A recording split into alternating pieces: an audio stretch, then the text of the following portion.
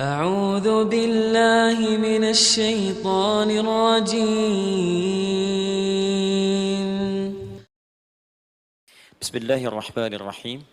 السلام عليكم ورحمة الله وبركاته. الحمد لله والصلاة والسلام على رسول الله وعلى آله وصحبه ومن والاه وبعد. فيا عباد الله أوصي نفسي وإياكم بتقوى الله فقد فاز المتقون فلا تموتن إلا وأنتم مسلمون. فقال تعالى يا أيها الذين آمنوا اتقوا الله حق تقاته ولا تموتن إلا وأنتم مسلمون. Saudara-saudariku, hadirin sekalian, saya bermohon pada Allah Subhanahu wa taala semoga kita senantiasa dirahmati, diberkahi dan dimudahkan oleh Allah Subhanahu wa taala. Kata Allah akan ada persaingan, akan ada kadang-kadang singgungan, akan ada tantangan, maka mulai petakan tantangan apa yang akan Anda lalui saat Anda mulai mencari nafkah itu. Maka turun Quran surah kedua ayat 214, paling kanan sebelah bawah. Am hasibtum an tadkhulul jannata. Hei, apa kamu mudah begitu saja mengira akan sukses dalam pekerjaanmu? Bahkan bisa diartikan surga, ingin masuk surga. Walamma ya'tikum mathalul ladzina khalau min qablikum. Sebelum engkau diuji seperti orang sukses dulu pernah sukses. Lihat mereka. Enggak ada orang sukses yang instan. Cuman balikan telapak tangan dapat, tidak. Kata Allah, lihat orang-orang dulu. Lihat orang-orang hebat dulu, bagaimana mereka bisa kaya, bisa sukses, bisa punya posisi. Masat umul ba'sa, petakan olehmu tantangan apa yang akan dihadapi saat engkau bekerja itu. Satu, kata Allah, ba'sun, ada yang ringan.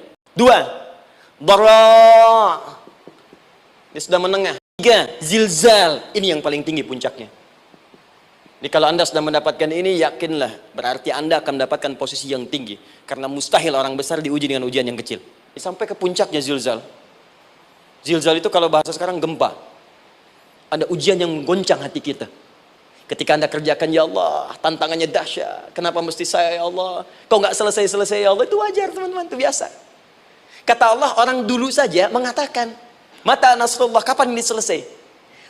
Berbahagialah kalau teman-teman sudah mendapatkan tantangan puncak yang paling tinggi ini. Ini artinya Allah sedang mempersiapkan Anda menjadi orang besar di kemudian hari. Dan cara mengatasinya diturunkan Quran surah ketiga ayat 142, paling kiri sebelah atas. Perhatikan dahsyatnya. Yang pertama diterangkan tantangannya, yang kedua dijelaskan cara mengatasinya. Saya mau berhenti sampai di titik ini, nanti saya terangkan cara berinteraksi dengan Al-Quran. Ya, perhatikan baik-baik. Kata Allah, jika kelak engkau sudah bisa memetakan tantangan ini, maka siapkan solusi untuk mengatasinya. Ayatnya dibuka dengan kalimat yang sama persis. Saya pernah sampaikan teori ini di dua perusahaan besar di Indonesia.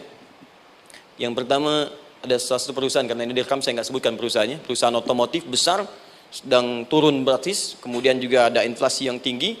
Terus saya terangkan teori Quran. Dia praktekkan berhasil, Pak. Padahal saat itu saya presentasi di depan non-muslim. Non-muslim. Yang kedua sama, ini direkturnya juga non-muslim. Tapi nggak apa-apa, kita diskusi. Dan mau mendengar teori ini, dan praktekkan, naik. Yang ini yang paling menarik dari Al-Quran. Kalimatnya sama persis. Quran surah ketiga ayat 142.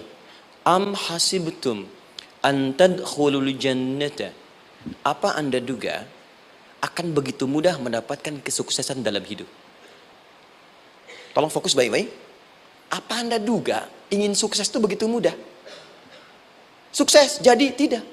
Walamma ya'lamillahu alladhina jahadu minkum wa ya'lamas sabirin. Perhatikan baik-baik.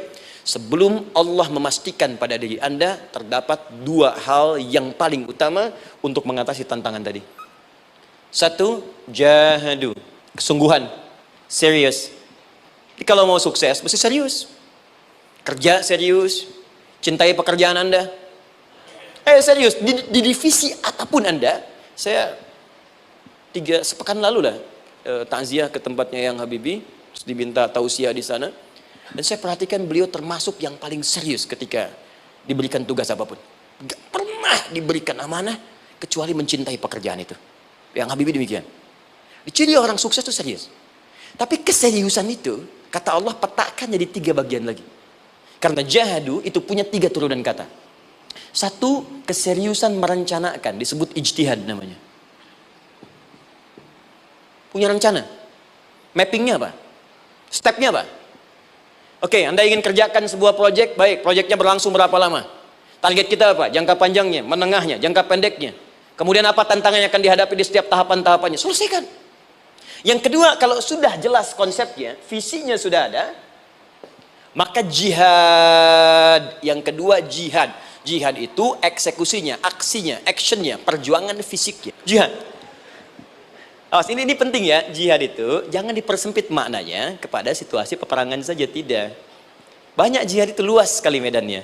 Karena jihad itu perjuangan fisik. Misal, mencari nafkah itu jihad. Cari nafkah jihad. Quran surah keempat ayat 34, paling kiri sebelah atas. Tugas pertama ketika menikah, kata Allah, ar-rijalu qawwamuna 'alan nisa. Setiap lelaki itu diminta oleh Allah untuk mengatur bagian rumah tangganya. Jadi pemimpin di rumah tangganya. Ya bima faddalallahu ba'dahum 'ala ba'din, karena diberikan kemampuan untuk memimpin. Di pemimpin itu ada di suami. Tapi yang paling luar biasa kata Allah, perhatikan kalimatnya indah sekali. Wa bima anfaqu min amwalihim. Saya berikan tugas untuk mencari nafkah. Ketika seorang lelaki bertugas mencari nafkah, ingat ya, konteks apapun, kalau perempuan nanti bekerja bukan nafkah poinnya. Bisa hobi, ya bisa aktivitas, tapi Aisyah mengajar, ada yang para sahabiah jadi perawat, ya, ada yang pengajar, banyak dulu sahabat Nabi yang perempuan mengajar, ya kan ada pelajaran-pelajaran khusus perempuan, ya ada bagian perawat, ada dokter, ini kan yang ngandung perempuan, masa yang perisa laki-laki, kan? Ada bagian perempuan tertentu, itu silahkan bekerja boleh, tapi nafkah laki-laki. Begitu lelaki meniatkan pekerjaannya karena Allah untuk mencari nafkah, itu setiap langkahnya jihad fisabilillah. Wafat, syahid. Terakhir, tidak mudah mengeksekusi ini, pasti ada tantangan yang ketiga, namanya mujahadah. Mujahadah.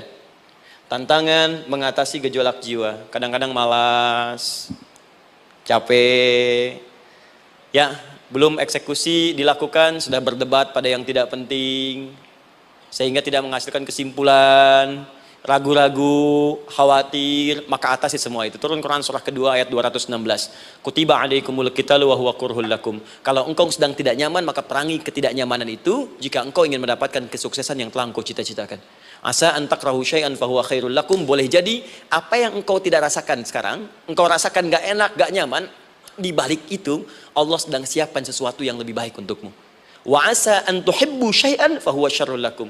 Mungkin yang engkau harap-harap sekarang boleh jadi itu belum baik untukmu sekarang.